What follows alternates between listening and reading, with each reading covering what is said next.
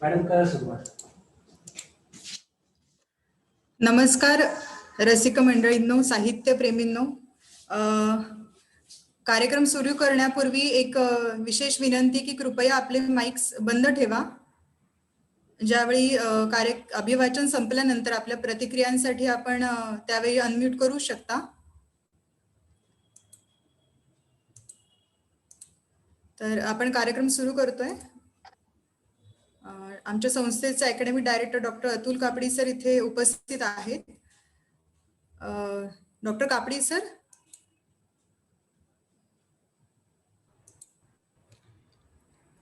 आपण कार्यक्रम सुरू करू शकतो? होय होय, चालू कर. नमस्कार. राष्ट्रीय शिक्षण मंडळाच्या Chetan Dattaji Gaikwad institute of management स्टडीजच्या वतीने मी देवयानी कुलकर्णी आपले सहर्ष स्वागत करते. आज माजी राष्ट्रपती भारतरत्न डॉक्टर APJ अब्दुल कलाम जयंती आणि त्या निमित्ताने साजरा करत असलेला हा वाचन प्रेरणा दिन. डॉक्टर कलाम नेहमीच म्हणत असत, पुस्तकांच्या सहवासात ज्ञानाबरोबर नेहमीच मला आनंदही मिळाला आहे. ग्रंथ ही माझी सर्वात मौल्यवान अशी ठेव आहे. युवक वाचतील तर देशही वाचेल ही त्यांचीच खात्री होती. म्हणूनच तर म्हटले जाते, वाचाल तर वाचाल. आणि आजच्या डिजिटल युगात हीच वाचनामध्ये वाढावी किंवा ती जोपासली जावी याकरिता आमची संस्था Chetan Dattaji Gaikwad institute of management प्रयत्नशील करत असतो. आता कोविड-19च्या जो काही आपल्यावर आहे ते साथ घेता आपण हा कार्यक्रम ऑनलाईन जेव्हा संस्थेत करत असतो त्यावेळेला आम्ही काही विविध उपक्रम असतो. त्यामध्ये आम्ही वाचन कट्टा असतं, त्यानंतर लेखक तुमच्या भेटीला हा कार्यक्रम असतो, त्यानंतर विद्यार्थ्यांकरिता आणि मुक्तपणे वाचनाचा 1 तास असाही आम्ही काही फ्रिक्वेंट याच्यानी तो ऑर्गनाईज करत असतो. हे सगळे कार्यक्रम आमच्या शारीरिक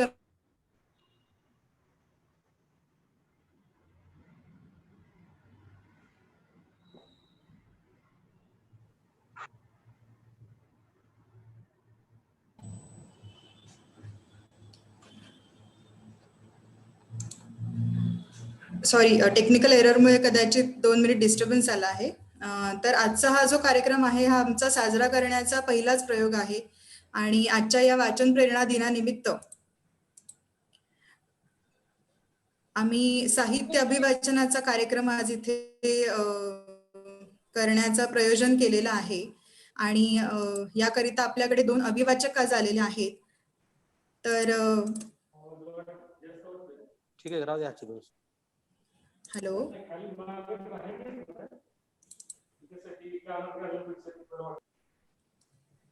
प्लीज आपले माइक्स म्यूट करा. तर आजचे आपले पहिले अभिवाचक आहेत श्री प्रभाकर वर्तक. वर्तक सरांचा मी थोडक्यात परिचय करून देऊ इच्छिते. सरांचा जन्म आणि शिक्षण पुणे येथे झाले आहे आणि ते आता कोल्हापूरला स्थायिक असतात. त्यांनी बायर इंजिनियर लिमिटेड या औषध कंपनीच्या मार्केटिंग विभागात 23 वर्ष नोकरी केली आहे. तसेच ते गेली 12 वर्षे पाचगणी येथील MRA सेंटरच्या ट्रस्टचे मानद कार्यवाहीपदी सुद्धा ते कार्यरत आहेत. त्यांनी नाटक, दूरदर्शन मालिका आणि चित्रपट या 3ही माध्यमातून काम केले आहे. मराठी समांतर रंगभूमीवर 30 वर्षाहून अधिक काळ ते कार्यरत आहेत. तसेच उत्कृष्ट अभिनय आणि दिग्दर्शनासाठी त्यांना अनेक पुरस्कारही प्राप्त झाले आहेत. स्वराज्य रक्षक संभाजी, सिंधू, जागो मोहन प्यारे अशा लोकप्रिय मराठी मालिकात त्यांनी महत्वाच्या भूमिका सुद्धा साकारल्या आहेत. Amazon प्राईम आणि नेटफ्लिक्स सारख्या प्लॅटफॉर्मवर आगामी हिंदी वेब सिरीज मध्ये पण आपण त्यांना बघणार आहोत. अनेक दृकश्राव्य कार्यक्रमांचे सूत्रसंचालन व आकाशवाणीचे वृत्त निवेदक, रेडिओ जॉकीज, न्यूज अँकर्स तसेच अभिनय क्षेत्रातील लोकांसाठी आवाज आणि वाचिक अभिनय प्रशिक्षणही सर देतात. असे हे बहुआयामी वक्ते आज आपल्याला इथे लाभलेले आहेत. तर मी वर्तक सरांना विनंती करते की सर कृपया पुढील अभिवाचनाची सूत्र हाती घ्यावी. नमस्कार.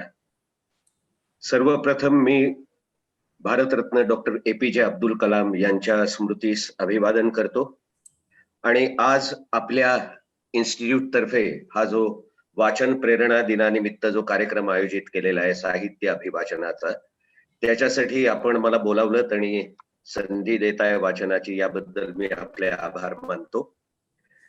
वाचनाचं महत्व अनन्यसाधारण आहे आणि आज सध्या आपण जे कोविडच्या या सगळ्या साथीमध्ये वावरतोय, अशा याच्यामध्ये प्रत्यक्ष कार्यक्रम आपल्याला अटेंड करणं शक्य नसताना इंटरनेटच्या माध्यमातून आपण अभिवाचनाचे कार्यक्रम निश्चित करू शकतो आणि त्या दृष्टीनं आपण उचललेलं हे पाऊल मला अत्यंत महत्वाचं वाटतं. वाचनाचं महत्व किती आहे याच्याविषयी जर सांगायचं झालं तर मला समर्थांच्या दासबोधाची आठवण होते. दासबोधामध्ये समर्थांनी मूर्ख लक्षणे हा जो त्यांचा समास आहे त्याच्यामध्ये वाचनाविषयी त्यांनी महत्वाच्या 2 ओळी त्यांनी लिहिलेल्या आहेत. तिथून मी सुरुवात करेन. ते असं म्हणतात मूर्ख लक्षणांमध्ये, आपण वाचिना कधी, कोणास वाचावया नेदी, बांधून ठेवी बंदी, तो एक मूर्ख. आणि पुढे म्हणतात, अक्षरे गाळून वाची, काते घाली पदरीची, निघा न करी पुस्तकाची, तो एक मूर्ख. मला वाटतं समर्थांनी या छोट्याशा 2 ओळींमध्ये वाचनाचं महत्व आणि योग्य वाचनाचं महत्व किती आहे ते फार छान स्पष्ट केलेलं आहे. मी आजच्या या वाचनाच्या कार्यक्रमामध्ये एक संमिश्र असा काही भाग निवडलेला आहे. सुरुवात मी करू इच्छितो भाऊसाहेब खांडेकरांच्या साहित्यापासून, की ज्यांच्यामुळे मराठीला पहिला ज्ञानपीठ पुरस्कार मिळाला. खांडेकरांनी विपुल लिखाण केलेलं आहे. ययातीमुळे त्यांना तो ययातीच्या लिखाणाप्रित्यर्थ त्यांना तो पुरस्कार मिळाला होता, पण त्यांचं विपुल लिखाण आहे आणि त्याच्यामध्ये रूपक कथांचं त्यांनी जे लिखाण केलेलं आहे ते अतिशय सुंदर अशा त्या छोट्या छोट्या रूपक कथा आहेत. रूपक कथा म्हणजे त्याचा आवाका म्हणजे त्याचा फॉर्म अगदी छोटीशी ती कथा असते, परंतु अर्थ खूप मोठा असतो, विशाल असतो. तर त्यांचं क्षितिज स्पर्श या रूपक कथांचं जे पुस्तक आहे संपादित केलेलं, त्यातली एक छोटीशी कथा मी आपल्याला वाचून दाखवणार आहे.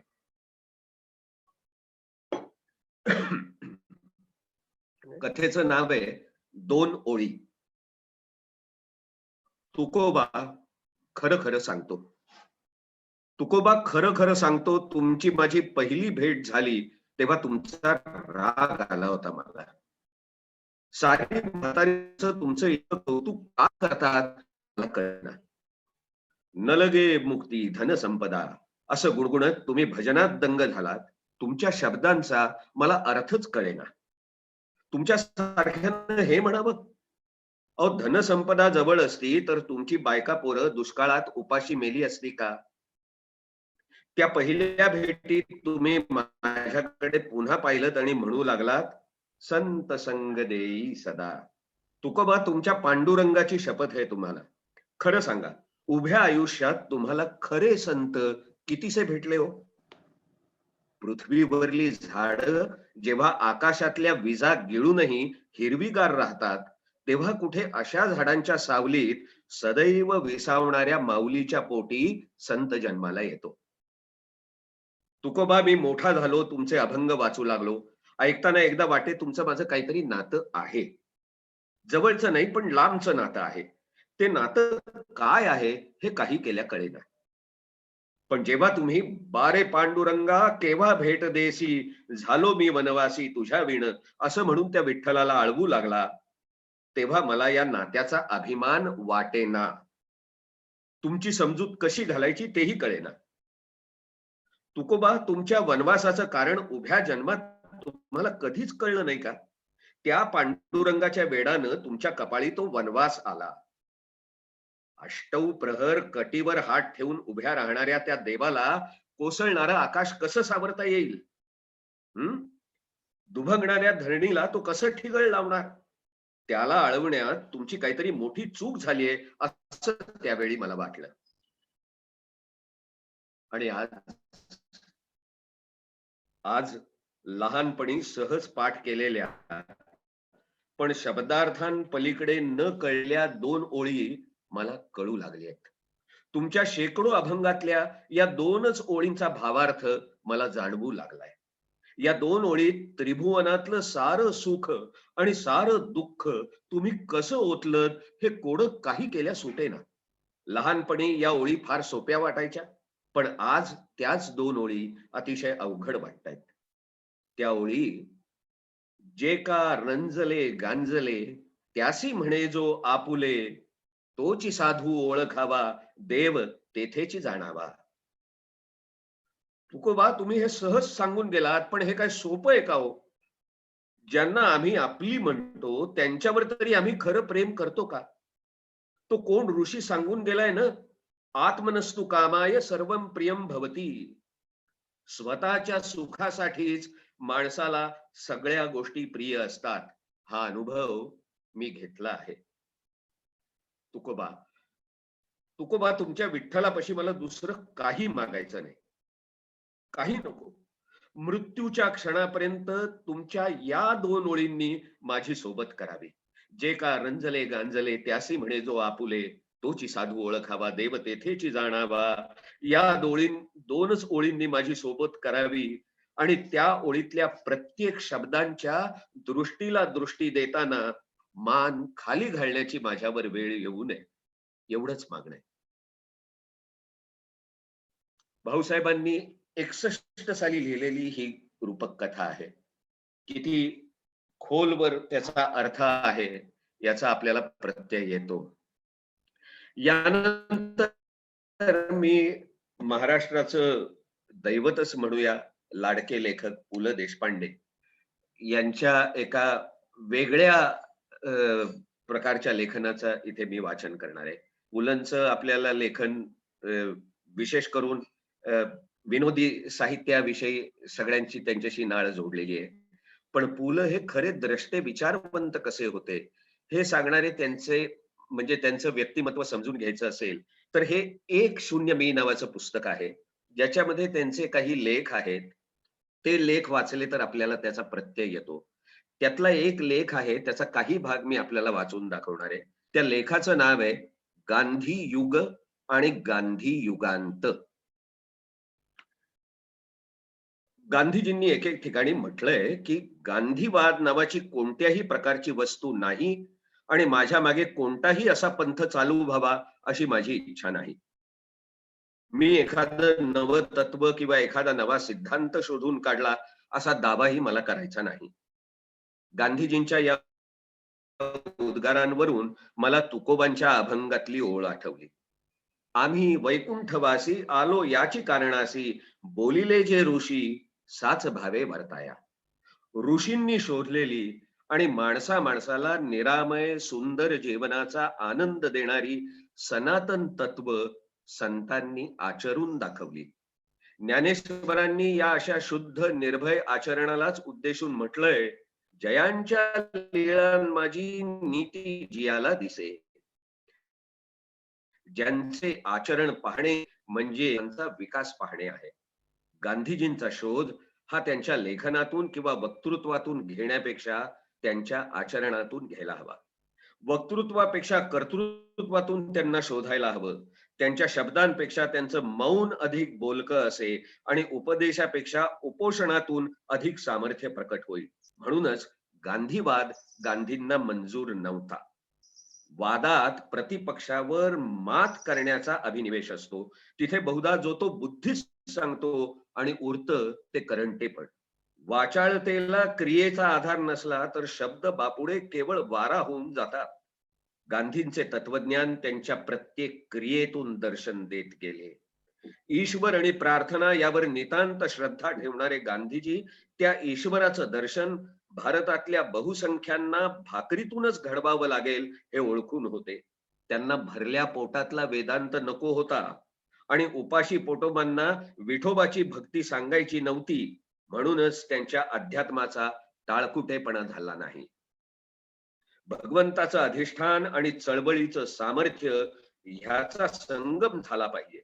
नुसत्या भगवंताच्या अधिष्ठानाच्या जय जयकारातून आळसाला आणि भोंदूपणाला उत्तेजन मिळतं. आणि सात्विक अधिष्ठानाशिवाय होणाऱ्या सामाजिक व राजकीय चळवळीतून द्वेषाचं विषारी वातावरण तयार होतं, तत्वच्युती होते, अविश्वास निर्माण होतात.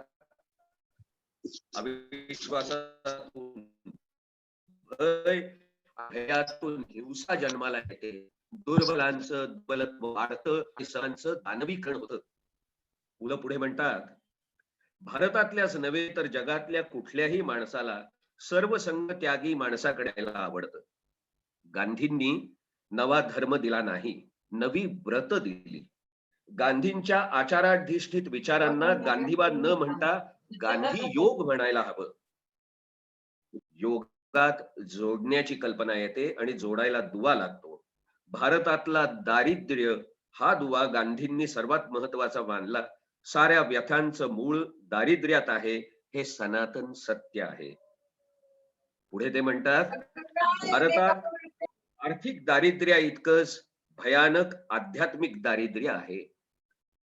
ईशावास्याची घोषणा ज्या देशात झाली त्या ह्या देशा इतका अध्यात्मदृष्ट्या दरिद्री देश भौतिकवादी म्हटल्या गेलेल्या युरोप खंडातही नसेल. आम्हाला दारिद्र्यामुळे माणुसकी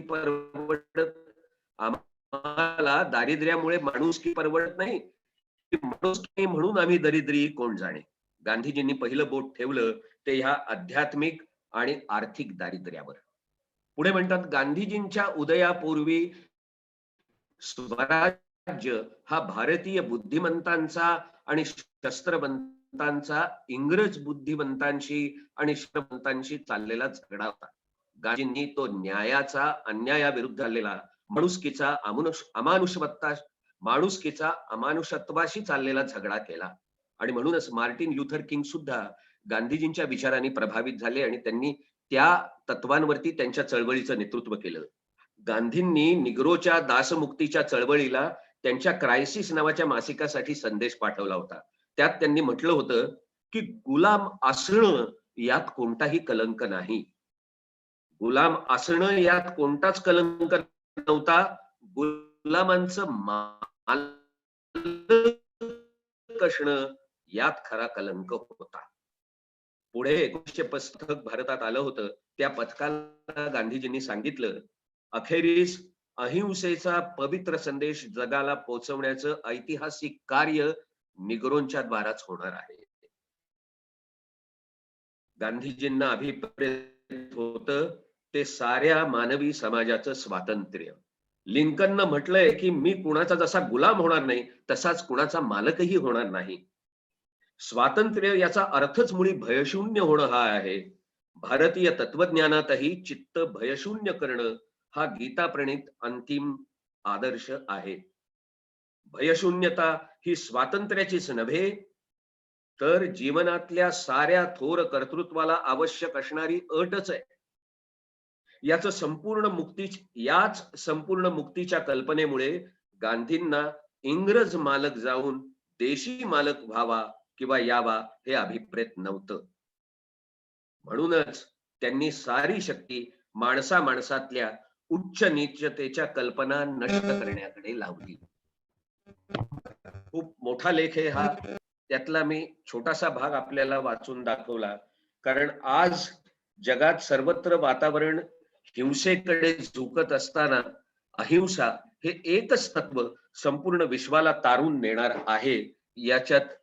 याचा निसंशयपणे जोपर्यंत संपूर्ण जग स्वीकार करत नाही आणि त्या मार्गावर चालत नाही तोपर्यंत विश्वातले प्रॉब्लेम्स किंवा हे जे प्रश्न आहेत, समस्या आहेत, त्या दूर होण्याची शक्यता दिसत नाही. आणि हा जो गांधीजींनी आध्यात्मिक दारिद्र्य म्हटलं, पण अध्यात्माचा विचार खरं तर आपल्या भूमीत तळागाळात रुजलेला होता. आणि हे सांगण्यासाठी म्हणजे केवळ ज्ञानोबा आणि तुकारामांच्या अभंगांपासून नव्हे तर अत्यंत अशिक्षितातली अशिक्षित अशी बहिणाबाई, तिची एक कविता मी आपल्या पुढे आता वाचून दाखवणार आहे की ज्याच्यातून बहिणाबाई सांगते की माणसाचं मन किती विचित्र गोष्ट आहे आणि तिला जर त्या मनाला जर आवर घातला तर अनेक गोष्टी सुखाच्या होतील, नाहीतर दुःख आहेच वाट्याला. तर बहिणाबाईंची ती कविता प्रसिद्ध कविता आहे.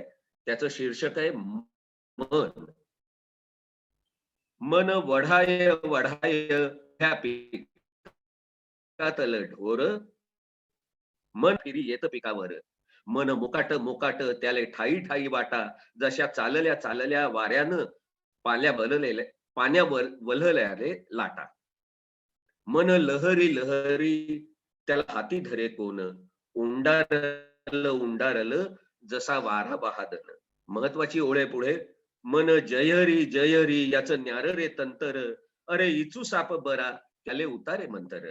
मन पाखरू पाखरू त्याची काय सांगू मात, आता भत भुईवर गेलं गेलं आभायात. मन चप्पय चप्पय त्याला नाही जरा धीर, मन चप्पय चप्पय त्याले नाही जरा धीर, तठे वैसनी इज आलं आलं धरतीवर.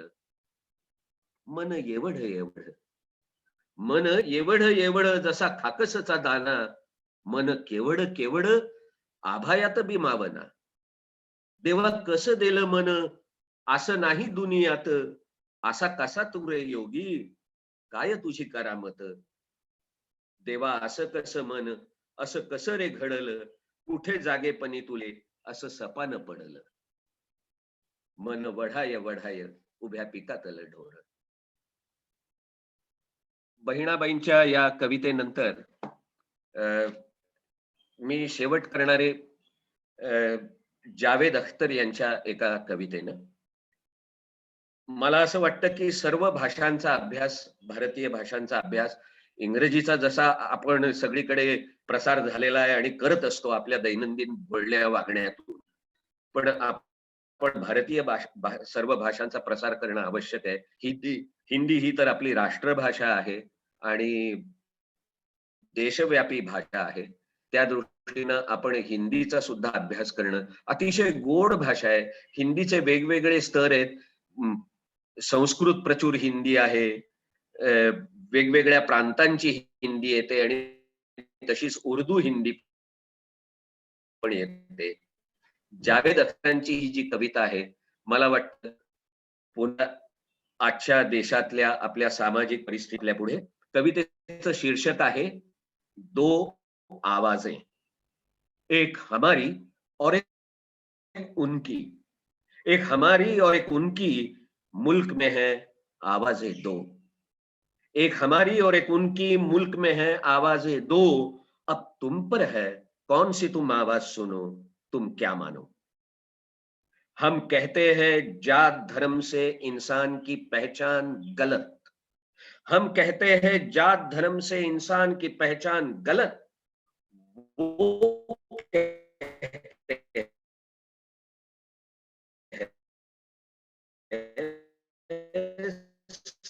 सारे इंसान एक है, ये गलत. हम नफरत जो हुक्म वो फरमान गलत, ना जो हुक्म दे वो फरमान गलत. वो कहते हैं ये माने तो सारा हिंदुस्तान गलत. हम कहते हैं भूख नफरत प्यार की बात करो, वो कहते हैं बेघर बेदर लोगों को आबाद करो. हम कहते हैं बेघर बेदर लोगों को आबाद करो, वो कहते हैं भूले बिसरे मंदिर मस्जिद याद करो. एक हमारी और एक उनकी, देश में है आवाजें दो. अब तुम पर है कौन सी तुम आवाज सुनो, क्या मानो. या कवितेबरोबर मी माझं अभिवाचन इथे समाप्त करतोय. आपण सगळ्यांनी ऐकून घेतलं याबद्दल मी आपले मनापासून आभार मानतो आणि पुन्हा एकदा आपल्या इन्स्टिट्यूटचेही आभार मानतो, मला इथे आमंत्रित करून संधी दिल्याबद्दल. धन्यवाद.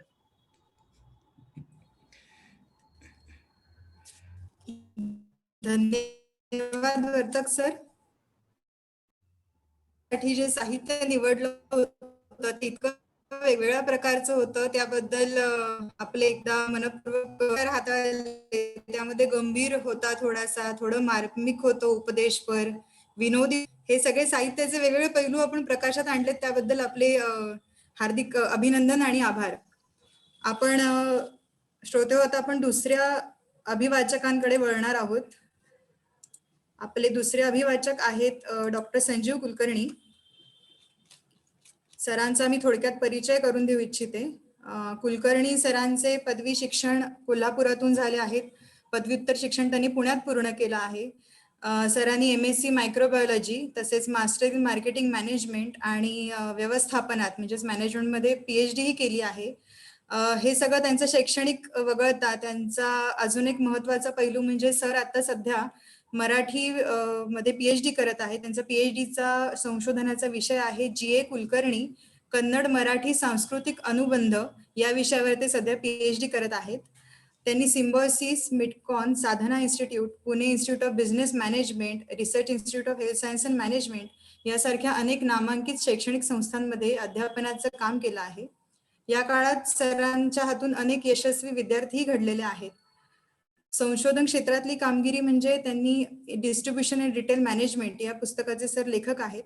त्यांनी अनेक राष्ट्रीय आंतरराष्ट्रीय स्तरावर त्यांचे रिसर्च पेपर प्रसिद्ध केलेले आहेत. सर रिसर्च गाईड म्हणूनही कार्यरत आहेत. तसेच त्यांनी अनेक वेबसाईट्स आणि कंटेंट रायटिंगचे काम केले आहे. विशेष म्हणजे सरांचा एक ब्लॉग आहे, त्याचं नाव आहे sujoprao.wordpress.com.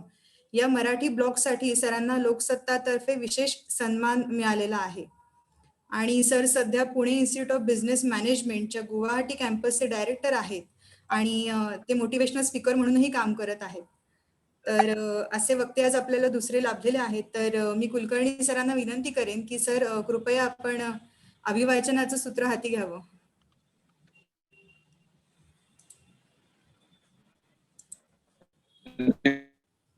देवयानी, आवाज ऐकू येतोय? हो सर. वर्तक सरांनी चालू केलेल्या वाचन दिंडीचा झेंडाच खांद्यावर घेऊन मी पुढे वाटचाल करतो. मुळात सरांनी जो प्रश्न उपस्थित तो वाचन कशासाठी, तर त्यांनी समर्थांच्या भाषेत उत्तर दिलं. मला सुचतं ते म्हणजे जॉर्ज मेलरीला जेव्हा विचारलं होतं की जॉर्ज मेलरी हा गिर्यारोहक होता आणि हिमालयावर चढण्याचा जो अवघड मार्ग होता तो त्यानं गिर्यारोहण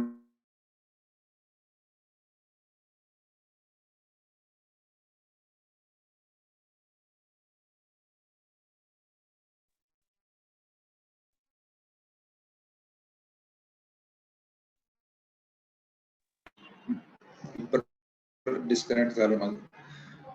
मी जॉर्ज मेलरी विषयी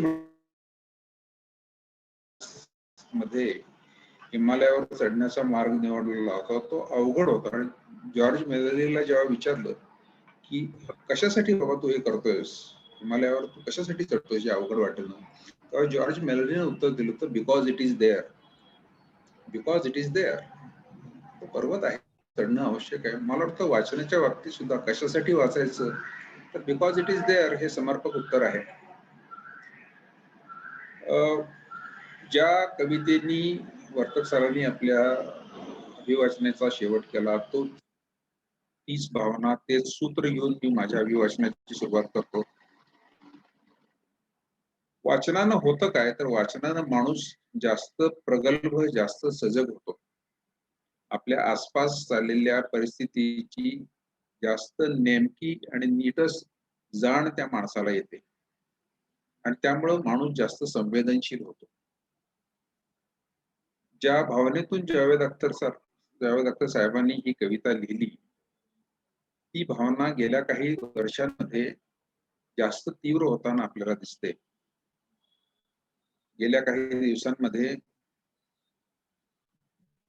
तनिष्कच्या एकत्वम या ब्रँडनी जी एक जाहिरात केली आणि त्या जाहिरातीवर ज्या प्रकारे समाज माध्यमातून लोक तुटून पडले आणि तनिष्क सारख्या टाटांच्या ब्रँडला ही जाहिरात मागे घ्यावी लागली, मला वाटतं सामाजिक दृष्ट्या संवेदनशील असणाऱ्या माणसांसाठी ही शरमेची गोष्ट आहे. मग याच्यावर हे अशा समाजातल्या घटनांवर आपल्या मनामध्ये ज्या प्रतिक्रिया उमटतात त्यावेळी आपल्याला आपण वेगवेगळ्या पुस्तकांमध्ये वाचलेल्या वेगवेगळ्या घटना आठवतात. तशा एका पुस्तकातल्या एका उतारातून मी वाचनाची सुरुवात करतो. माझं अभिवाचन, आजचं अभिवाचन हे अत्यंत विस्कळीत एखाद्या गोधडीसारखं आहे. त्याला कोणतंही सूत्र नाही.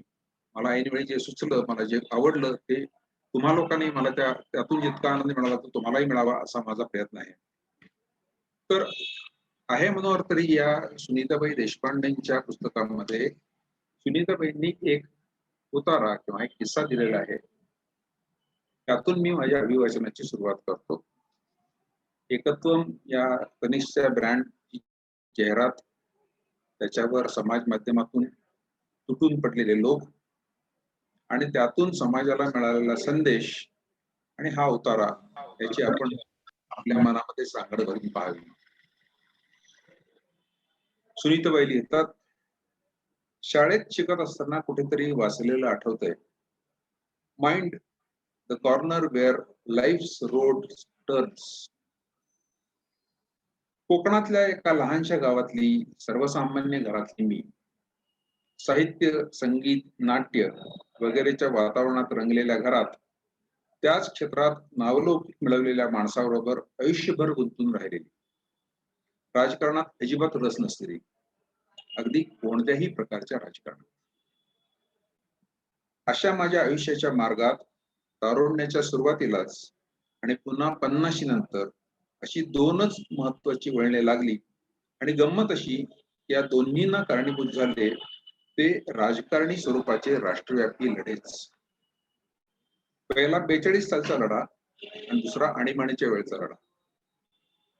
42च्या लढ्यात एक सामान्य सैनिक म्हणून निस्वार्थ बुद्धीने भाग घेताना मी काही फार मोठा विचार केला होता असे नव्हे. त्या वयात अशी क्षमताही नव्हती. तरीही डोळ्यांसमोर भवितव्याचे अंधुकसे होईना पण एक चित्र होते हे निश्चितच. वाटे या लढ्यात माझी स्वतःची, माझ्यासारख्या इतरही अनेकांबरोबर प्राणाहुती पडेल आणि हा स्वातंत्र्य यज्ञ प्रज्वलितच राहील देश स्वतंत्र होईपर्यंत.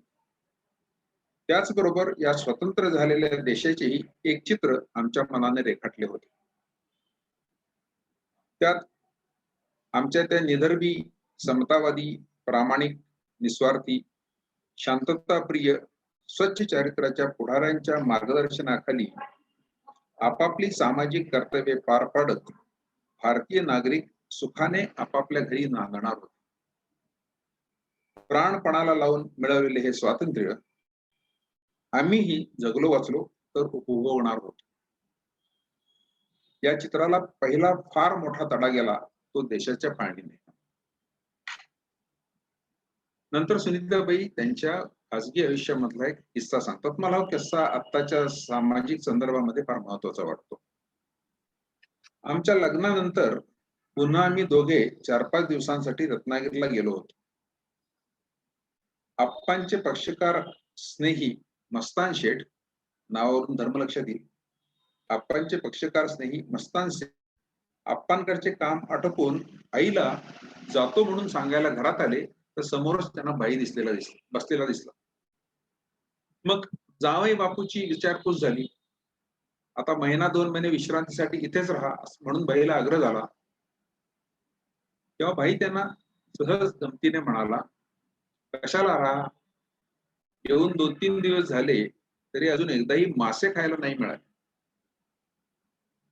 दुसऱ्या दिवशी पहाटे बाहेरचे दार वाजले म्हणून आई आणि मी कोण आले ते पाहायला उठलो तर मस्तानच्या दारात उभे, 2 हातात 2 भले मोठे मासे घेऊन. वादळाचा बावटा लागल्यामुळे त्या 2-4 दिवसात कोणी समुद्रात होडी घातली नव्हती आणि म्हणून बाजारात मासे येत नव्हते. पण आपल्या जावई बापूंना मासे मिळाले नाहीत तर आपल्या गावची अब्रू जाईल म्हणून मस्तान चाचांनी सुट्टीवर आलेल्या आपल्या सुशिक्षित मुलांना तसल्या वादळात होडी घालून मासे पागायला पाठवले होते आणि ते दोघे मुलगेही मासे घेऊनच त्या खवळल्यातल्या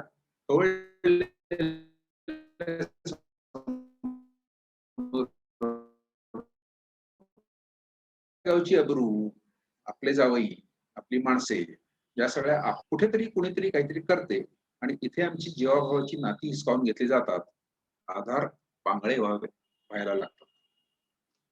सुनीताबाईंनी फार छान किस्सा लिहिलेला आहे हा. सामाजिक दृष्ट्या अतिशय संवेदनशील असे ते मत होतं. सुनीताबाईंचा उल्लेख होतो तेव्हा अर्थातच पुलंचा उल्लेख होतो आणि वर्तक सरांनी पुलंचं एक वैचारिक लेखन वाचून दाखवलेलं आहे. मी बाकी फारसं वैचारिक वाचणार नाही. पुलंचं एक त्यातल्या त्यात कमी प्रसिद्ध असलेलं पुस्तक माझ्या हातात आहे, त्याचं नाव नसती उठाठेव.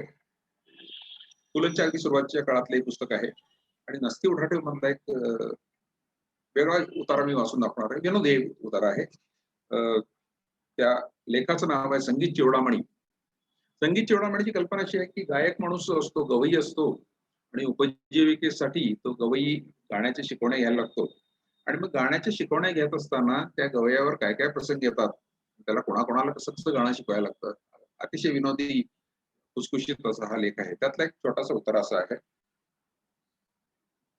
ते बुवा जे गवई गायन शिकवणारे बुवा आहेत ते बुवा म्हणतात, एकदा क्लासच्या दारात एक बग्गी उभी राहिली. बग्गीत एक म्हातारे सरदार, त्यांच्या तितक्याच म्हाताऱ्या सरदारीणबाई आणि तरुण मुलगी होती. बुवा दरबारी अदबीने बग्गीजवळ गेले. नारद संगीत विद्यालयाचे चालक आपणच का? होय, मीच. हा, गाणं शिकवण्याचे दर काय आहेत आपले? कोणाला? आपल्या ताई साहेबांना गाणं शिकायचं आहे का? ताई साहेबांकडे चोरून पाहत बुवांनी विचारले. तिला गाणं शिकवून काय सिनेमात नाचायला पाठवायला सांगतात काय? बुवा सरकले. गाणे शिकवून नाचायला कसे पाठवता येईल हे कोडे तर त्यांच्या समोर होतेच, परंतु ह्या म्हाताऱ्याला शिकवायला लागणार की काय ही भीती त्यांच्या समोर उभी राहिली. असं नाही, आजकाल सरदार कुंजीकरांच्याही सुनबाईंना मी शिकवतो गाणं. सरदार पुरगुंजीकर सेकंड क्लास सरदार आहेत. सोन्याच्या घड्याळाचा छडा चालवत सरदार म्हणाले. ह्यांना गाणं शिकवायला काय घ्याल? म्हणजे या म्हातारीला सिनेमात नाचायला पाठवणार की काय? त्यांच्या बोटांच्या दिशेने थेरड्याकडे पाहत बुवा मनात म्हणाले, नशीब बागेतल्या घोड्यांना सुरात ठिंकाळायला शिकवा म्हणून नाही सांगितले. काय? हो, शिकवू की. बुवांच्या तोंडून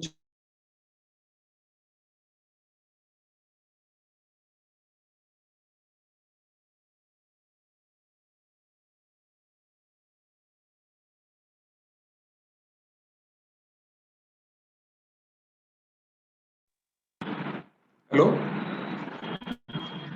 कनेक्शन अनस्टेबल आहे त्यामुळं व्यत्यय येतोय, तर थोडस मागून मी परत वाचतो. म्हणजे या म्हातारीला सिनेमात नाचायला पाठवणार की काय? त्यांच्या बोटाच्या दिशेने थेरड्याकडे पाहत बुवा मनात म्हणाले, नशीब बागेतलं शिकवू की. बुवांच्या तोंडून शब्द गळून पडले. शिकवा. तिला दमा आहे, गाण्याने दमा बरा होतो म्हणे. परवाच काठेवाडचे राजवैद्याने सांगितलं आम्हाला. पाहायचं एक एक इलाज करून उद्या या वाड्यावर.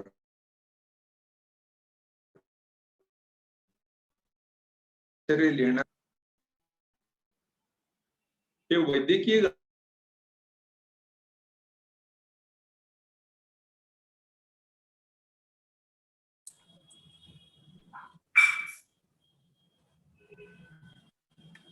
कुलकर्णी सर, आवाज येत नाही आपला.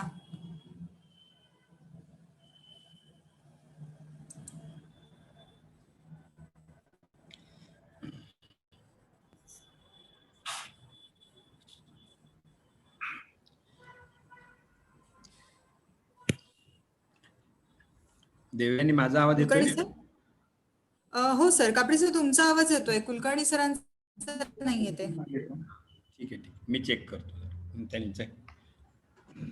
हो,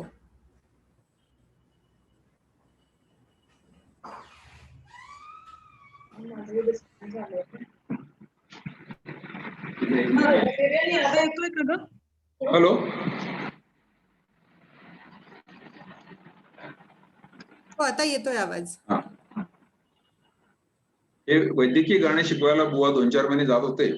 सा लावलाय की म्हातारी पाऊण तास खोकायची.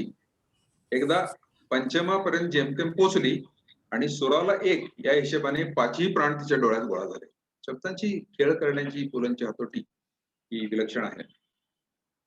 मला वाटतं लेखनामध्ये आर्ट आणि क्राफ्ट असे दोन भाग असतात.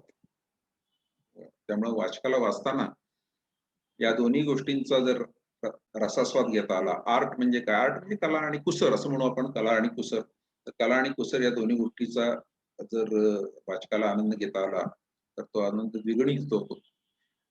म्हणजे असं की एखाद्या लेखकाच्या विचारांमध्ये, एखाद्या लेखकाच्या विचार करण्याच्या पद्धतीमध्येच इतकी ताकद असते, वैचारिक स्पष्टताच इतकी असते की त्या शब्दांची मांडणी करण्यासाठी त्याला त्या शब्दांवर अलंकार चढवावे लागत नाही, त्याला शब्दांचा अवडंबर लागत नाही. आणि त्यामुळे तो विचार इतका प्रभावी असतो की त्या विचारामुळे साध्या शब्दांमध्ये जरी त्या लेखकांनी एखादी गोष्ट मांडली तरी ती मांडणी आणि त्या मांडणीचा प्रभाव हे दोन्ही विलक्षण होऊन जातं. असेच एक अत्यंत साधं पण प्रभावी लिहिणारे लेखक म्हणजे डॉक्टर नरेंद्र दाभोळकर. डॉक्टर दाभोळकरांनी विचार तर कराल नावाचं अगदी सुरुवातीच्या काळात एक पुस्तक लिहिलेलं आहे. आणि त्या विचार तर कराल पुस्तकामध्ये त्यांनी वैज्ञानिक दृष्टिकोन याविषयी एक परिच्छेद दिलेला आहे. आपल्याला माहिती आहे वैज्ञानिक दृष्टिकोन, परस्यूट ऑफ सायंटिफिक टेम्परामेंट, हे आपलं घटनेने आपल्याला दिलेलं कर्तव्य आहे.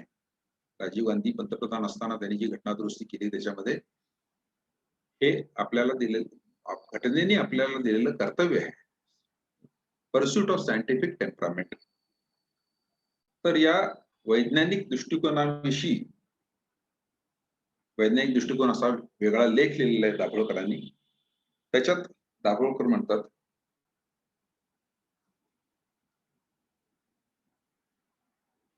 माणसे अंधश्रद्धेला बळी पडतात कारण त्यांनी हरघडी आधार शोषावा, त्यांनी हरघडी आधार शोधावा असेच सामाजिक वास्तव आहे. स्वतःच्या अगतिकतेतून, शोषणातून, अस्थिरतेतून मनाला प्रासंगिक दिलासा देण्यासाठी अंधश्रद्धेचा भ्रामक पण हवा हवासा वाटणारा आधार माणसे घेणारच. परिस्थिती बदलली, आधार शोधण्याची गरज संपली वा कमी झाली की आपोआप अंधश्रद्धा कमी होतील, हा नेहमी केला जाणारा युक्तिवाद तर्कशुद्ध वाटला तरी प्रत्यक्षात चित्र वेगळेच असते. आपल्या अडीअडचणीच्या काळात अंधश्रद्धेला मानवी मन कवटाळते हे खरेच, पण त्याचबरोबर आपल्या अमर्याद हव्यासाची भूक भागवण्यासाठीही अंधश्रद्धांची पाठराखण होत असते. त्यामुळे हा कधी न संपणारा खेळ बनतो. आपल्याला जे हवे आहे ते मिळण्याची शक्यता, अशक्यता वा इष्टानिष्टता त्याचा डोळस विचार तर केला जात नाहीच, पण त्यासाठी बाबांचे आशीर्वाद, महाराजांची अंगठी, मांत्रिकाचे मंत्रतंत्र, शुभमुहूर्ते, जप, अनुष्ठाने, यज्ञयाग या कार्यकारण भावाला संपूर्ण सुट्टी देऊन करावयाच्या उपाययोजनांचाही फोलपणा त्यांना जाणवत नाही. याचे खरे कारण असे की या सगळ्यांमध्ये काडीचाही तथ्यांश नाही अशी परखड सत्य वैज्ञानिक जाणीव कधी निर्माण झालेलीच नसते. मला हे वाक्य फार महत्वाचं वाटतं म्हणून मी परत वाचतो. याचे खरे कारण असे, याचे खरे कारण हेच, या सगळ्यांमध्ये काडीचाही तथ्यांश नाही अशी परखड सत्य वैज्ञानिक जाणीव कधी निर्माण झालेलीच नसते. या उलट असेल बाबा काहीतरी आपल्याला न समजणारे अशीच मानसिकता तयार केली जाते, जोपासली जाते. वैज्ञानिक जाणीवांचा सगळा इतिहास हे सगळे समजलेले समजून घेण्यात, हे सगळे न समजलेले समजून घेण्याचा प्रवास आहे. वैज्ञानिक जाणीवांचा सगळा इतिहास हा हे सगळे न समजलेले समजून घेण्याचा प्रवास आहे. संपूर्ण पुस्तकच कसं आहे, पण मला वाटतं थोडे थोडे त्यातले काही उतारे वाचून त्यामधला आपण आनंद घेऊया. दुसरं मला अत्यंत आवडलेलं पुस्तक ते म्हणजे राम पटवर्धनांनी द इयरलिंग या पुस्तकाचा, मार्जोरी किनन रॉलिंगचा केलेला पाडस नावाचा अनुवाद. या पुस्तकाचे 2 अनुवाद झालेले आहेत. राम पटवर्धनांनी केलेला हा मोठा अनुवाद अगदी लहानसा छोटेखानी अनुवाद भारा भागवतांनी केलेला आहे आणि भारा भागवतांचा 100 पानांचा अनुवाद आणि राम पटवर्धनांनी केलेला हा 416 पानांचा अनुवाद याच्यामध्ये खरंच सरस सांगणं कठीण आहे. दोन्ही पुस्तकं मुद्दाम वाचावीत. अनुवादामध्ये कसं असतं, अनुवाद म्हणजे एक जुनी उपमा द्यायची झाली तर एका कुपीतलं सुगंधी अत्तर हे दुसऱ्या कुपीत ओतण्यासारखं असतं, की अत्तर तर तेच असलं पाहिजे पण फक्त कुपी बदलली पाहिजे, अशी अनुवादाची एक फार सुंदर व्याख्या आहे. तर इयरलिंग हे पुस्तक मुळात फार प्रभावी आहे. साधारणतः 100 वर्षापूर्वीचा अमेरिकेमधल्या फ्लोरिडा स्टेट मधला हा प्रवास आहे. 100 वर्षापूर्वी अमेरिकेच्या आजचं फ्लोरिडा आणि 100 वर्षापूर्वीचं फ्लोरिडा याच्यामध्ये जमीन अस्मानाचा फरक आहे. प्रचंड जंगल, जंगली पशु, क्रूर रौद्र निसर्ग आणि सतत या निसर्गाबरोबर माणसाचा चाललेला झगडा, असंही या कादंबरीचं स्वरूप आहे. अगदी थोडक्यात मी तुम्हाला मी जो उतारा वाचून दाखवणार याची पार्श्वभूमी सांगतो, कारण पटवर्धन आणि तुम्ही याच्यामध्ये मी येऊ इच्छित नाही. फक्त हे काय चाललेलं आहे तुम्हाला कळावं म्हणून सांगतो. जोडी हा या कादंबरीचा बालनायक आहे. अगदी अवखळ वयातला हा मुलगा आहे आणि पेनी हा त्याचा तसा शरीराने कमकुवत असलेला बाप.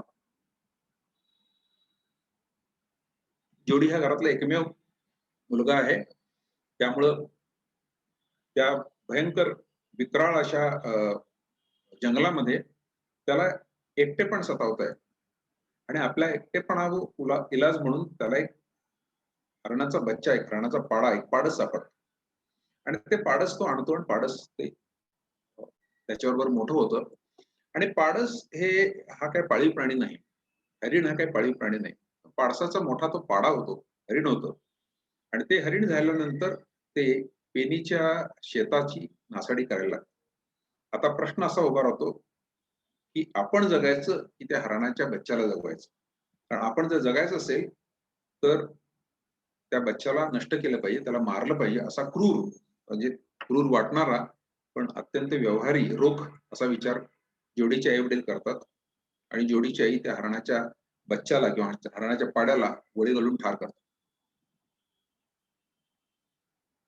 जोडीचं सगळं विश्व उलट पालट होतं. ज्या बच्च्याबरोबर, ज्या पाडसाबरोबर आपण वाढलो, त्या पाडसाला आपल्या आई वडिलांनी मारलं ही जाणीव त्याला सहन होत नाही. तो घर सोडून निघून जातो आणि इकडे तिकडे भटकतो, बेभान अवस्थेत भटकतो आणि मग त्याला भूक लागते आणि मग त्याला वास्तवाची जाणीव होते. कारण ही भूक ही विक्राळ असते. आतापर्यंत भुकेची जाणीव ही त्याला एक सुखद जाणीव म्हणून झालेली असते, पण ही भूक वेगळी असते. आणि मग जोडी परत येतो आणि तेव्हा तो लहान मुलगा राहिलेला नसतो, त्याचा एक बाप्या झालेला असतो, त्याचा एक पुरुष झालेला असतो. तो आता लहान निरागस मूल नसतो, तर तो जबाबदारी खांद्यावर घेणारा घरातले कर्ता माणूस झालेला असतो. हे जे स्थित्यंतर आहे, हे जे ट्रान्सफॉर्मेशन आहे, हे भागवतांनी आणि पटवर्धनांनी अत्यंत लोभसवाण्या भाषेमध्ये मांडलेलं आहे. मुद्दाम विकत घेऊन वाचावं आणि संग्रही ठेवावं अशी ही 2 पुस्तकं. तर त्यातल्या शेवटच्या टप्प्यावरचा पेनी आणि जोडी मधला संवादाचा उतारा असा आहे. तो म्हणजे पेनी म्हणाला, तू वेगळाच होऊन परतला आहेस जोडी, जरूर तेवढा धडा तुला मिळाला आहे. पोळा पाडा राहिला नाही स्वतः. जोडी काय पा, तुला मी काही गोष्टी सांगणार आहे, बाप्यामधल्या गोष्टी. मी तुझ्यावर उलटलो अशी तुझी कल्पना. प्रत्येक माणसाला केव्हा ना केव्हा समजून घ्यावी लागतेच अशी एक गोष्ट सांगतो तुला. कदाचित तुला ती एव्हाना समजली असेल. प्रश्न फक्त माझ्यापुरता नाही, तुझं हरिण मारावं लागलं एवढ्यापुरती नाही. पोरा, सारं जीवनच आपल्यावर उलटत असतं. बापाकडे पाहत जोडीनं मान डोलावली. पेनी म्हणाला, माणसांच्या दुनियेत काय चालतंय ते पाहिलंयस तू. नीचपणा, दुष्टपणा करणारी माणसं तुला माहिती आहेत. मृत्यूच्या युक्त्या प्रयुक्त्या तू पाहिल्या आहेस. भूक आणि उपासमार म्हणजे काय हे तुला कळलं आहे. जीवन सुंदर आणि सोपं असावं असं प्रत्येकालाच वाटत असतं. जीवन सुंदर आहे, पोरा फार सुंदर आहे, पण ते सोपं मात्र नाही. जीवन एका फटक्यात आपल्याला जमीनदोस्त करतं. आपण उठतो आणि जीवन आणखी एक फटका मारतो. आयुष्यभर मी असाच बेचैन, असुरक्षित राहिलो आहे. त्याचे हात रजईच्या सुरकुत्यांवर फिरू लागले. निदान तुझं आयुष्य अडचणीचं असू नये, कमीत कमी ते माझ्यापेक्षा सुखाचं असावं अशी माझी इच्छा. आपल्या पोटची पोरं जगाला तोंड देण्यासाठी उभी ठाकताना पाहून बापाचं हृदय भडभडून येत असतं. आपली ससेवलपट झाली तशी आपल्या पोरांची व्हायची आहे हे त्याला माहित असतं. जमेल तितका काळ तुला त्यापासून वाचवायची माझी इच्छा होती. तुझ्या पाड्याबरोबर तू नाचावं, बागडावंस असं मला वाटत होतं. तुझा एकाकीपणा त्याच्यामुळेच कमी झाला होता हे मला माहित होतं. पण प्रत्येक माणूसच एकाकी असतो, त्याने काय करायचं? जीवन जेव्हा फटका मारून खाली पडतं तेव्हा काय करायचं? एकच करायचं, आपल्या वाट्याला भोग येईल तो स्वीकारायचा आणि पुढे चालू लागायचं. पेनी ताट बसला. तो म्हणाला, तू आता मोठा झालास, आपला पुढचा मार्ग ठरवायला तुला हरकत नाही. कदाचित तुला ऑलिव्हर प्रमाणे खलाशी व्हायचं असेल. काही लोक जात्या दर्यावरती असतात, काही लोक जात्या जमिनीवर राहणारे असतात. तू इथं राहून शेतीवाडी सांभाळलीस तर मला आनंद वाटेल. इथं राहून तू आवारा जमीन पाडलीस आणि घरातल्या बायकांना धुळी धुण्यासाठी डोंगर कपारीपर्यंत पाण्यापर्यंत जावं लागलं नाही तर मला काय समाधान आहे. आहेस तू याला तयार? तयार आहे मी. तुझा हात माझ्या हाती दे. पेनीनं डोळे मिटले. शेकोटीत आता फक्त निखारे उरले होते. सकाळी विस्तव करता यावं म्हणून जोडीनं ते राखेत पुरून ठेवले. पेनी म्हणाला, आता काटेपर्यंत जायला मला मदत हवी. तुझी माँ तिकडे वस्तीला राहिलेली दिसते. जोडीनं खांद्याचा आधार दिला. पेनीनं सगळं वजन त्याच्यावर टाकलं आणि थडबडत तो काटेपर्यंत गेला.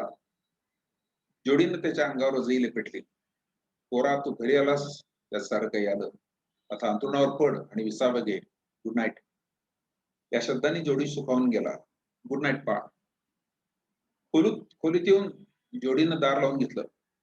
फाटका शर्ट आणि पाठतोंड काढून तो उबदार अंथरुणात शिरला. अंथरुण मऊ गुबगुबीत होतं. त्यांना आरामात पाय लांब केले. सकाळी लवकर उठलं पाहिजे. दूध काढायचं आहे, लाकडं आणायची आहेत, शेतात काम करायचं आहे.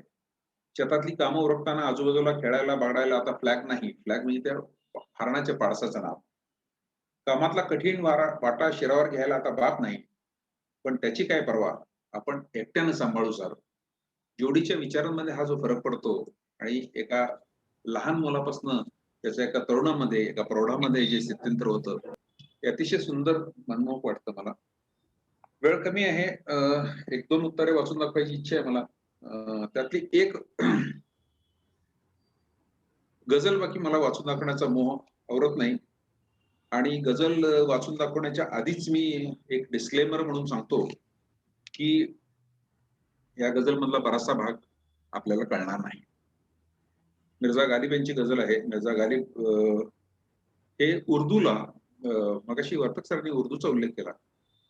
उर्दू कठीण आहे असं लोकांचा समज आहे. उर्दू ही भारतीय भाषा आहे. भारतात जन्मलेली, भारतात वाढलेली भाषा आहे. गालिब सुद्धा भारतात जन्माला, भारतात वाढला, पण त्याचं उर्दूपेक्षा पर्शियन भाषेवर जास्त प्रेम होतं. त्यामुळे उर्दू प्रचूर त्यानं गझला लिहिल्या, पण तो उर्दूमध्ये लिहिण्याला कॉम्प्रोमाइज मानत असे, तडजोड मानत असे. त्याचं मूळ प्रेम हे पर्शियन भाषेवरती होतं. त्यामुळे त्यानं जे उर्दू प्रचूरच्या गझला लिहिल्या त्याच्यामध्ये सुद्धा पर्शियन शब्द बरेच आहेत. मला फक्त या गझलेमध्ये सौंदर्य तुमच्या समोर मांडायचं आहे आणि या निमित्तानं गालिब आपण वाचावा अशी तुमच्या मनामध्ये जर इच्छा झाली तर ही अवघड गझल वाचल्याचं सार्थक झालं असं मला वाटेल. सगळे शेर मी वाचत नाही, मला आवडलेले शेर वाचतो. त्याचा अर्थ समजावून सांगण्यासाठी बाकी आज वेळ उपलब्ध नाही. कोई उम्मीद बर नहीं आती, कोई सूरत नजर नहीं आती, मौत का एक दिन मुअय्यन है, नींद क्यों रात भर नहीं आती, आगे आती थी हाले दिल पे हंसी, अब किसी बात पर नहीं आती, है कुछ ऐसी ही बात जो चुप हूं, वरना क्या बात कर नहीं आती, मरते हैं आरज़ू में मरने की, मौत आती है पर नहीं आती. हा एक उत्तम अप्रतिम शेर आहे. हम वहां हैं जहां से हमको, हम वहां हैं जहां से हमको कुछ हमारी खबर नहीं आती. आणि शेवटी गालिब म्हणतो, काबा किस मुंह से जो जाओगे गालिब. काबा पवित्र स्थान, मुस्लिमांचं पवित्र स्थान काबा. काबा किस मुंह से जाओगे गालिब, शर्म तुमको मगर नहीं आती. यातल्या मगर ह्या शब्दाचं सौंदर्य तुम्हाला कळावं अशी माझी इच्छा आहे. काबा किस मुंह से जाओगे गालिब, शर्म तुमको मगर नहीं आती. मराठी भाषेचा एक वेगळा प्रयोग, एक वेगळा बाज तुमच्या समोर मांडण्याचा एक प्रयत्न करतो. शेवटच्या एक दोन याच्यामध्ये एक मला वाचायचंच आहे, ते वाचण्यासाठी थोडासा वेळ मला मिळावा अशी माझी इच्छा आहे. तथापि त्याच्या आधी शशी भागवत या लेखकाच्या 3 पुस्तकं शशी भागवत या लेखकांनी लिहिली, रक्तरेखा, रत्नप्रतिमा आणि मर्मभेद. आणि त्या 3 पुस्तकांमध्ये जी भाषा आहे त्या भाषेचा एक वेगळा बाज आहे. जुन्या काळामध्ये आपट्यांच्या किंवा हडपांच्या कादंबऱ्यांमध्ये तसा बाज असायचा की त्या काळी राजे नसायचे, सम्राट असायचे, राजवाडे नसायचे, प्रासाद असायचे. तर अशा प्रकारची ही संस्कृत प्रचूर, काहीशी जड वाटणारी पण अतिशय लोभस भाषा, त्यातला काही भाग मी वाचून दाखवतो. शशी भागवतांच्या रक्तरेखा कादंबरीमधला अगदी शेवटचा उपसंहार आघात. त्याच्या आधी मी थोडस सांगू इच्छितो की ही कादंबरी वाचल्यानंतर तुम्हाला कदाचित ग्रेगरी पेकच्या ओमेन या चित्रपटाची आठवण येईल. ओमेन या चित्रपट ज्यांनी पाहिलेला आहे त्या काळात सुष्ट आणि दुष्ट, यिन आणि यांग अशा श्रेयस आणि प्रेयस अशा शक्तींचा कायम चाललेला संघर्ष आणि त्यामध्ये बऱ्याच वेळा दुष्ट शक्तींची सुष्ट शक्तीवर होणारी मात, असा तो सिनेमा आहे. सुंदर सिनेमा ग्रेगरी पेकचा. तर ओमेन नावाच्या सिनेमाची आठवण यावी असं या कादंबरीचं कथानक आहे. त्याचा काही थोडासा भाग मी वाचून दाखवतो. उपसंहार आघात. आता केवळ एक क्षुल्लक स्मरण द्यावयाचे उरले आहे, त्या 2 पावलांचे, एक लोकपालांच्या, दुसरे त्या अघोर बालकाच्या. जी दोन्ही एक एक तुटली होती त्या वामनावतारी मूर्तीच्या, अवजड मूर्तीच्या मागे बंदिस्त होत असताना, जी निघाली होती एकमेकाच्या पाठलागावर, एकमेकांना नामशेष करण्यासाठी, एक दुसऱ्याचे अस्तित्व निरंतरचे नाहीसे करण्यासाठी. आज ही निरुपलेली गोष्ट घडली, त्याला काही शतके लोटली, तरी अद्यापही त्या पावलांचा पाठलाग खंडित झालेला नाही. त्या पावलांनी अनेकदा पृथ्वीचा आस ओलांडला, पृथ्वीचे अक्षांश कैकदा ओलांडले, रेखांश उल्लंघिले, तरीही तो पाठलाग चालूच आहे. एक पाऊल लोकपालांचे, धर्मनिष्ठेचे, सत्याचे, न्यायाचे, सत्वगुणांचे, सुबत्तीचे, स्थैर्याचे, सत्प्रवृत्तींचे, कर्तव्य पालनाचे, त्यागाचे, आणि ते इवलेसे त्या अघोर बालकाचे, अधर्माचे, असत्याचे, व्यभिचाराचे, दुष्टाव्याचे, संघर्षाचे, उद्ध्वस्तेचे, उद्रेकाचे, सत्ता लालसेचे, लाचलुचपतीचे, अंधस्वार्थाचे, दोन्ही पावले अविरत धावतच आहेत. या भयंकर पाठलागात त्यांनी पृथ्वी तलावर काय काय व्यापले नाही, जल, स्थल, काष्ठ, पाषाण, सर्व काही. आणि कित्येकदा या जीव घेण्या पाठलागात काही श्वासांचा दम घेण्यासाठी लोकपालांचे पाऊल जेथे ते क्षणभर टेकले, इतिहास साक्षीला आहे. तेथे तेथे त्यांनी नांदवली स्थैर्य, सुबत्ता. जेथे जेथे त्या अघोर बालकाचे पाऊल धपापट टेकले, पुन्हा इतिहास साक्षीला आहे. तेथे त्यांनी घडवून आणला उत्पात, संघर्ष, युद्धे, अनाचार, विध्वंस आणि विनाश. या अभिवाचनाचा शेवट मी 2 माडगुळकरांनी करणार आहे. माडगुळकर बंधू हे मराठी साहित्याला पडलेले सोनेरी स्वप्न, जुनी गुळगुळीत झालेली उपमा वापरायची. तर व्यंकटेश माडगुळकरांची त्याविषयी आणि गदी माडगुळकरांची त्यांच्याविषयी काही न सांगितलेलं बरं. तशी गरज नाही, तशी माझी पात्रता पण नाही. माडगुळकरांच्या माणदेशी माणसं मधला एक छोटा उतारा आणि गदी माडगुळकरांची एक कविता, एवढं येत्या 2-3 मिनिटात वाचून मी अभिवाचन संपवणार आहे. रामा मैलकुली या व्यक्तिचित्रामध्ये माणदेशी माणसं मधल्या माडगुळकर लिहितात, सर्व्हिस मोटरतून खाली उतरलो आणि गावात शिरलो. घरलवाडा शोधून काढायला वेळ लागला नाही, पण रामाचं घर नेमकं मिळण्यासाठी कोणाला तरी विचारलं पाहिजे होतं. पोराठोरांना विचारून फायदा नव्हता, म्हणून खिंडारा ओलांडत कोणी जाणता माणूस दिसतो का ते पाहू लागलो. काडानं शेकरलेल्या एका कोपऱ्याच्या पुढच्या बाजूला फाटक्या तुटक्या पायताणांच्या पसाऱ्यात एक म्हातारा दिसला. खाली बघून तो तुटक्या पायताणांना सळ घालत होता.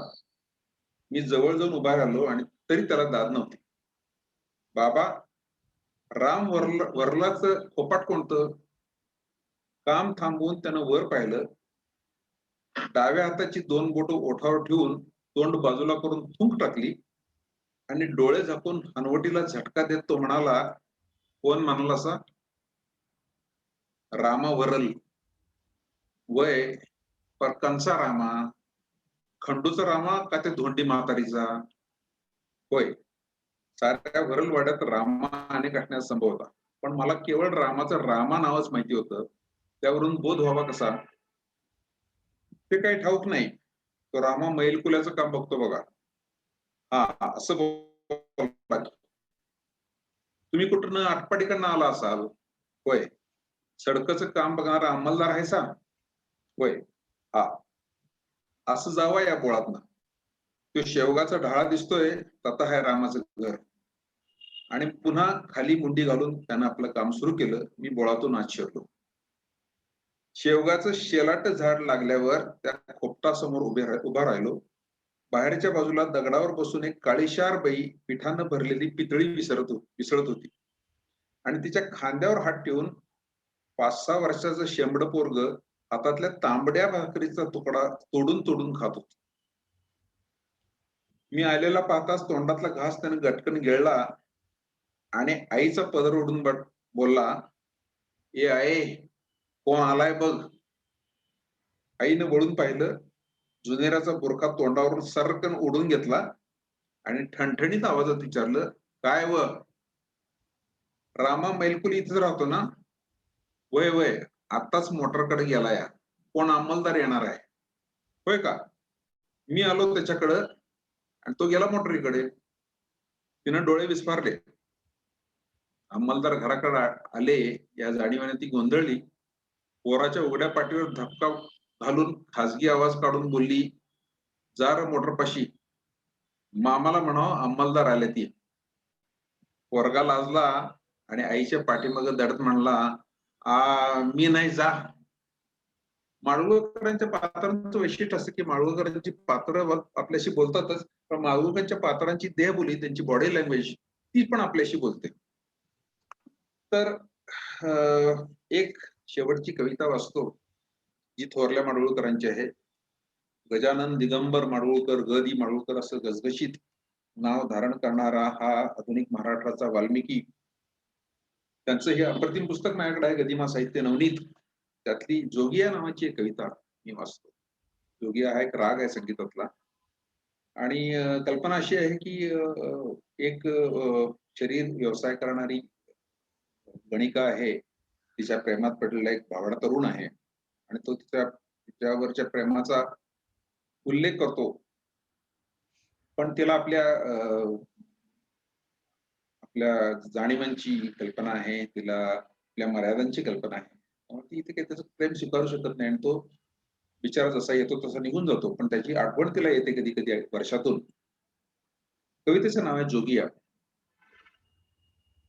कोण्यात झोपली सतार सरला रंग, पसरली पैंजणे सैल टाकुनी अंग. दुमडला गालीच्या तक्के झुकले खाली, तबकात राहिले देठ लवंगा साली. झुंबरी निळ्या दीपात ताठली वीज, का तुला कंचनी अजून नाही नीज. आंबले रसिक जन होते ज्याच्यासाठी, ते डावलुनी तू दार दडपले पाठी. हळुवार नखलशी पुन्हा मुलायम पान. किती छान शब्द वापरलाय बघा माडगुळकर. नखलशी म्हणजे नखानी पानाच्या शिरा काढतात, त्याला माडगुळकर नखळणे असं म्हणतात. हळुवार नखलशी पुन्हा मुलायम पान, निरखशी कुसरवर कलती करुनी मान. गुणगुणसी काय ते गौर नितळतव कंठी, स्वर वेल थरथरे फूल उमटते ओठी. साधता विड्याचा घाट उमटली तान, वर लवंग ठसता होसी कशी बेभान. चित्रात रेखता चित्र बोलले ऐने, का नीर लोचनीत आज तुझ्या ग मैने. त्या अधर फुलांचे ओले मृदुल पराग, गीत रामायण लिहिणारा हा कवी, पण असे जेव्हा प्रणय कविता लिहितो तेव्हा त्याच्या तोंडातून त्याच्या लेखणीतून शब्दांची जागी फुलं उमटावीत असं वाटतं. त्या अधर फुलांचे ओले मृदुल पराग, हालले स्वाधला भाव स्वरांचा योग, घमघमे जोगिया दवात भिजुनी गाता, पाण्यात तरंगे अभंग वेडी गाथा. मी देह विकुनिया मागून घेते मोल, मी देह विकुनिया मागून घेते मोल, जगविते प्राण हे ओकुनिया अनमोल. रक्तात रुजवल्या भांगेच्या मी बागा, न पवित्र देही तळा एवढी जागा. शोधित एकदा घटकेचा विश्राम, भांगेत पेरुनी तुळस परतला श्याम. सावळा तरुण तो खराच ग वनमाली, लाविले पान तो निघून गेला खाली. अस्पष्ट स्मरे मज वेडा त्याचा भाव, पुसलेही नाही मी मंगल त्याचे नाव. बोलला हळू तो दबकत नवख्या वाणी, मम प्रीत आहे जडली तुझवर राणी. नीतीचा उघडेला खुला जिथे व्यापार, बावळा तिथे हा इश्क गणितो प्यार. हसून म्हणाले दाम वाढवा थोडा, या पुन्हा पान घ्या निघून गेला वेळा. राहिले चुन्याचे बोट थांबला हात, जाणली नाही मी थोर तयाची प्रीत. पुन्हा पुन्हा धुंडते अंतर मी आता त्याला, तो कशास येईस भलत्या व्यापाराला. तो हाच दिवस हो हीच तिथी ही रात, ही अशीच होते बसले परी रतिक्लांत. वळून न पाहता कापित अंधाराला, तो तारा तुटतो तसा खालती गेला. हा विडा घडवून करते त्याचे ध्यान, त्या खुळ्या प्रीतीचा खुळाचा हा सन्मान. ही तिथी पाळते व्रतस्थ राहून अंगे, वर्षात एकदा असा जोगिया रंगे, वर्षात एकदा असा जोगिया रंगे. वाचनाचा आनंद अपार आहे मित्र हो. मला जितकं वाचून दाखवायचं होतं त्यातलं काही थोडंसंच मला वाचून दाखवता आलं, पण मी वाचून दाखवणं, आम्ही अभिवाचन करणं हा त्यातला दुय्यम भाग आहे.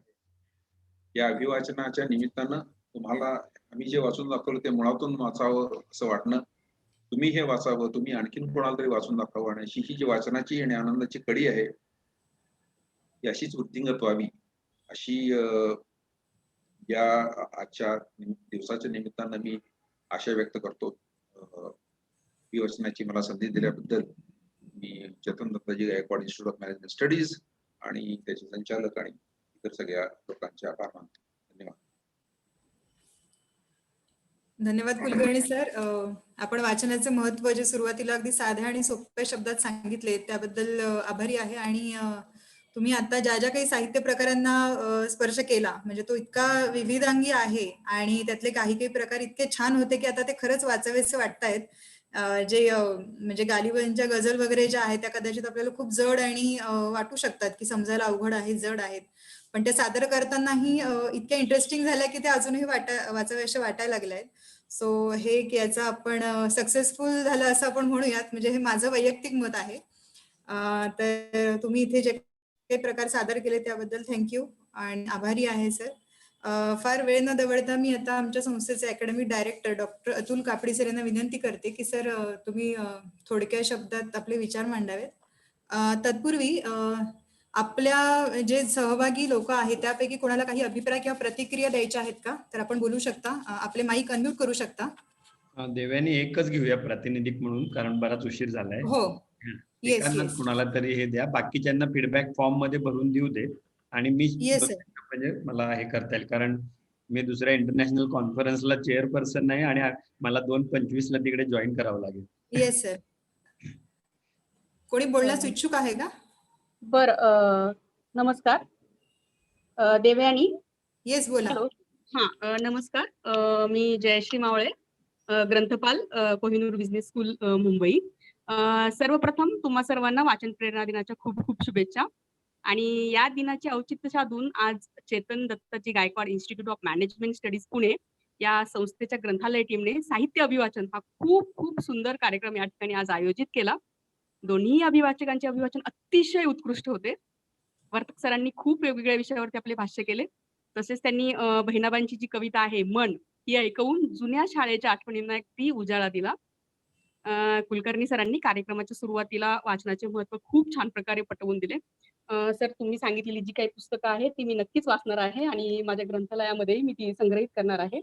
तुम्ही जे वाचून दाखवलेल्या कविता आहेत त्या अतिशय अप्रतिम होत्या.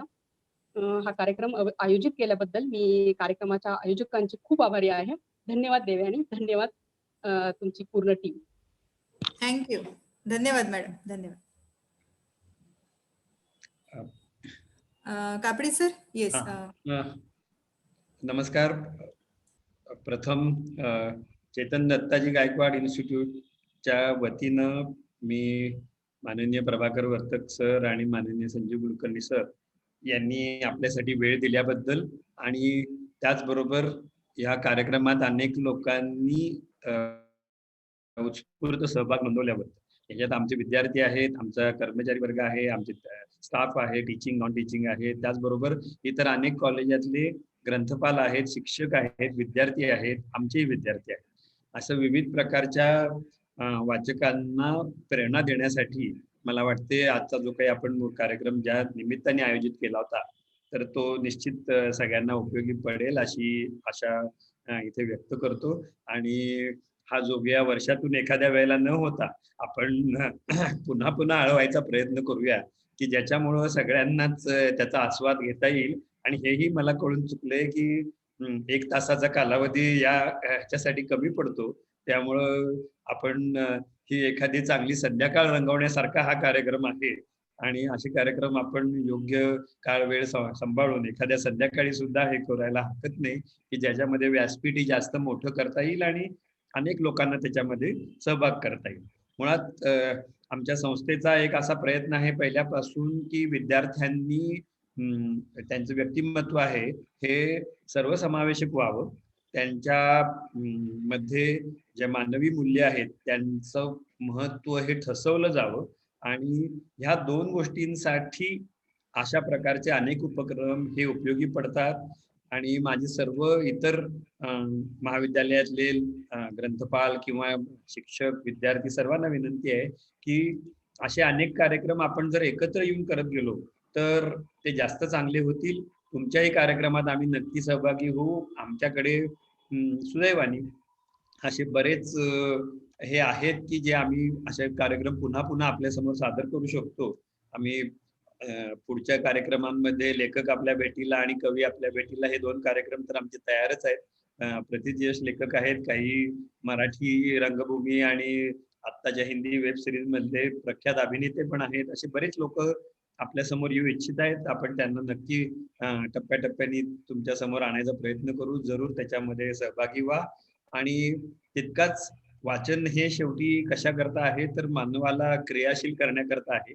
आज मला कळतंय की आपण सगळे या कोविडच्या सिच्युएशननी या परिस्थितीनी एक प्रकारचं बाहेर तर सध्या वातावरणात पण मळब दाटलेलं आहे, मनावर पण सगळ्यांच्या जे मळब असतं तर ते दूर करायला असे वेगवेगळे कार्यक्रम वेगवेगळे रसांचा आस्वाद घेऊन आपण साहित्यातून अनेक हे शोधू शकतो. मग तिथे बहिणाबाईंची मनाचा पुन्हा घेतलेला शोध असेल जो इतका जुना आहे, समर्थ रामदासांच्या म्हणजे वाचनाचं महत्व असेल किंवा अगदी दाभोळकरांनी सांगितलेल्या वैज्ञानिक जाणीवांचा प्रवास की आज आपण या कोविडच्या निमित्ताने तोही बघतोय की जानेवारी महिन्यामध्ये असणारी कोविड बद्दलची माहिती आणि आत्ताची माहितीमध्ये इतका मोठा अंतर पडायला लागले की ह्या सगळ्याचा हा आढावा घेणं आणि हे सगळं हे करण्याकरता वेगवेगळ्या प्रकारचं साहित्य आणि त्यांची प्रेरणा ही आपल्याला सतत उपयोगी पडो. आणि या सर्वांसाठी पुन्हा एकदा सर्व आजच्या या कार्यक्रमात सहभागी झालेल्या सर्व लोकांचे मनपूर्वक आभार. आणि आम्ही पुढचा एक कार्यक्रम की ज्याच्यामध्ये कुलकर्णी सरच आपले पहिले हे आहेत की आम्ही मराठी ब्लॉग रायटिंग की वाचन कशासाठी करायचं तर लिहितं होण्यासाठी करायचं असा एक हे आहे. आणि तुम्ही जर लिहायला लागलात तर तुम्हाला तुमच्या मनातील विचार अधिक चांगल्या रीती दुसऱ्याला सांगता येतात. आम्ही MBAच्या मुलांना जेव्हा शिकवतो त्या वेळेला त्यांना कंटेंट रायटिंग ही अतिशय महत्वाची गोष्ट आजकाल करावी लागते. आणि त्याच्यासाठी ह्या गोष्टी थोडं तरी लिहिता येणं आणि चांगले शब्दात लिहिता येणं, भाषेचं हे नंतरचं आहे. तुम्ही मराठीत लिहिता का इंग्रजीत का हिंदीत हा नंतरचा भाग आहे. परंतु आपले विचार हे समोरच्या समोर मांडणं, संभाषणात, कलेत सगळ्या ठिकाणी ही उपयोगी पडणारी गोष्ट आहे. सो त्या ह्याच्यामध्ये आपण जितकं हे करू, असा पुन्हा पुन्हा असे कार्यक्रम करू, त्याच्यातून हे वेगवेगळ्या गोष्टी घडतील. आमच्या ब्लॉग रायटिंगच्या वर्कशॉपमध्ये सुद्धा, त्या मालेमध्ये सुद्धा आपण जरूर सहभागी व्हा. इतर सर्व माहिती देवयानी कुलकर्णी आपल्याला पुन्हा पुन्हा देतील. शेवटचे पुन्हा एकदा देवयानी कुलकर्णी यांचे, कारण त्यांनी हा कार्यक्रम अतिशय कमी वेळेत अतिशय चांगल्या रीतीनं आयोजित केल्याबद्दल आणि अर्थात त्यांना आमच्या सर्वच आमच्या टीचिंग नॉन टीचिंग स्टाफने दिलेल्या उत्तम सहकार्याबद्दल आणि टेक्नॉलॉजिकल छोटे मोठे इश्यू येऊन सुद्धा अतिशय सपोर्ट आमची टीम चांगले काम करत असल्यामुळे या सर्व गोष्टींना जो काही आपण एक लक्षात राहील असं 1 तास 1.25 तास आपण इथे आज घालवू शकलोय. तर ह्या दिलेल्या अनुभवाबद्दल सर्वांना धन्यवाद आणि निश्चित आपण पुन्हा भेटू. धन्यवाद. धन्यवाद कापडी सर. आभार प्रदर्शनाचं जे काम आहे ते आता खरं तर कापडी सरांनी केलं आहे. तर फार वेळ न दवडता मी सगळ्यांचे पुन्हा एकदा आभार मानते. आमच्या Chetan Dattaji Gaikwad institute of management स्टडीजचा टीचिंग नॉन टीचिंग स्टाफ, आपले दोन्हीही वक्ते श्री प्रभाकर वर्तक सर आणि डॉक्टर संजीव कुलकर्णी सर, तसेच आमची टेक्निकल टीम, या सगळ्यांचे आभार. आणि आपण सगळे सहभागी झालात, वेळात वेळ काढून आपण एवढे पेशन्स ठेवले त्याबद्दल थँक्यू. आणि या कार्यक्रमाचं सर्टिफिकेट सहभागाचं तुम्हाला पाठवण्यात येईल. त्यासाठीची फीडबॅक लिंक आम्ही शेअर करणार आहोत. तुम्ही जो रजिस्टर केलेला आहे मेल ID त्यावर पाठवण्यात येईल एक फीडबॅक फॉर्म. तो फीडबॅक भरल्यानंतर तुम्हाला इमिजिएटली सर्टिफिकेट मिळेल. तर आपण इथे थांबूयात. धन्यवाद.